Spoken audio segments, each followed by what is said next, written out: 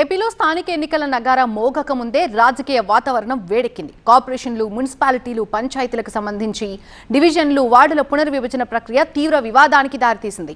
ప్రభుత్వం నిబంధనలకు విరుద్ధంగా ఏకపక్షంగా వార్డులను విభజిస్తుంది అంటూ ప్రధాన ప్రతిపక్షం వైసీపీ మండిపడుతోంది. ఇప్పటికే మచిలీపట్నం, విశాఖ కార్పొరేషన్ల పరిధిలో డివిజన్ల విభజనపై హైకోర్టు స్టే ఇచ్చింది. ప్రభుత్వం ఇప్పుడైనా తన తీరు మార్చుకోవాలని వైసీపీ కోరుతోంది. అసలు ఏపీలో వార్డుల పునర్విభజనపై వైసీపీ ఎందుకు ఇన్ని అభ్యంతరాలు వ్యక్తం చేస్తోంది? ఈ ప్రక్రియకి హైకోర్టు బ్రేకులు వేయడానికి గల కారణాలేంటి?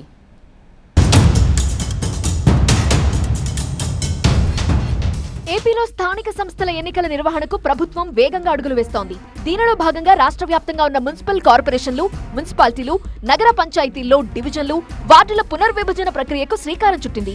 పెరిగిన జనాభాకు అనుగుణంగా పాత, కొత్త డివిజన్లకు 4 వైపులా స్పష్టమైన హద్దులు గుర్తిస్తూ అధికారులు కసరత్తు పూర్తి చేశారు. అయితే ఈ డీలిమిటేషన్ ప్రక్రియపైనే ఇప్పుడు వైసీపీ తీవ్ర స్థాయిలో ఆగ్రహం వ్యక్తం చేస్తోందని సమాచారం.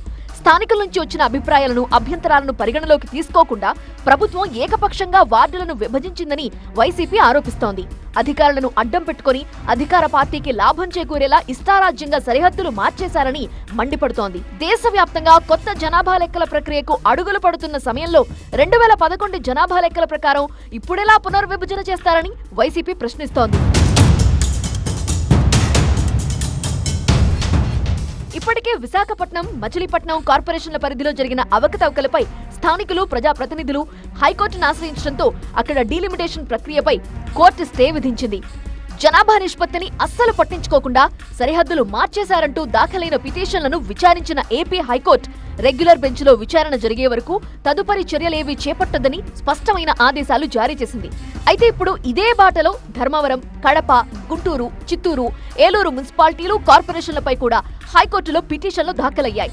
ప్రభుత్వ ఆదేశాల ప్రకారం రాష్ట్ర వ్యాప్తంగా 100 పట్టణాల్లో 3206 వార్డుల పునర్విభజనని మున్సిపల్ శాఖ పూర్తి చేసింది. కొత్తగా 736 వార్డులు పెంచుతూ ముసాయిదాని కూడా సిద్ధం చేసింది.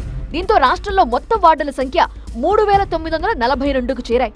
నిజానికి ఈ నెల మొదటి వారంలోనే తుది జాబితా ప్రకటించాల్సింది. కానీ కోర్టు కేసులు, తీవ్ర అభ్యంతరాలు, వైసీపీ ఆరోపణల నేపథ్యంలో సిద్ధమైన వార్డుల జాబితాని ప్రభుత్వం ప్రస్తుతానికి హోల్డ్లో పెట్టింది.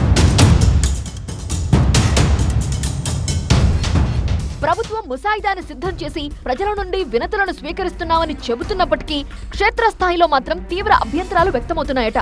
హైకోర్టు సెలవుల అనంతరం పూర్తిస్థాయి విచారణ జరిపాకే దీనిపై ఒక స్పష్టత వచ్చే అవకాశం ఉందని చెబుతున్నారు. మరి ఈ డీలిమిటేషన్ ప్రక్రియ మునుముందు ఎలాంటి మలుపులు తిరుగుతుందో, ఎన్నికల నిర్వహణపై ఎలాంటి ప్రభావం చూపుతుందో చూడాలి అంటున్నాయి రాజకీయ వర్గాలు.